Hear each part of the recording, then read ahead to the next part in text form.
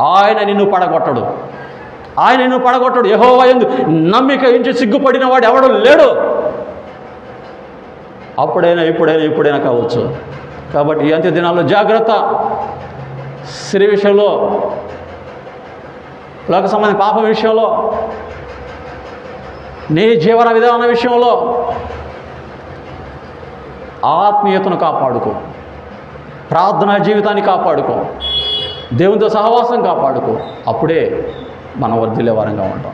కాబట్టి ఇలాగున మెలకువ కలిగిన జీవితాలు కలిగి, ఆత్మీయతల మెలకువ కలిగి, దేవుని యందు భయభక్తులు కలిగి, దేవుని రాకడ కొరకు ఎదురు చూసే వారంగా మనం ఉండాలని ఈ సమయంలో దేవుడు తన వాక్యం ద్వారా మనకు బోధిస్తూ ఉన్నాడు. కాబట్టి ప్రతి ఒక్కరూ మన ఆత్మీయతను కాపాడుకుందాం. ఏ విషయంలో దేవుని తప్పిపోయే వరంగా ఉండకూడదు. అంతే. కాబట్టి దేవునితో సహవాసం చేయండి, ఆయనను వెతకండి, దేవుని నమ్మండి, ఆయన విశ్వసించండి ఇస్తాడని. ఎన్ని శ్రమలైన, ఎన్ని ఇబ్బందులైనా ఇస్తాడని నమ్మండి. ఆయన పరిచర్యలో బలంగా కొనసాగండి. నీ మట్టుకు నీవు చర్చిలో చిన్న చాప తీసినా నీకు ఆశీర్వాదం నీ వెంటే ఉండింది.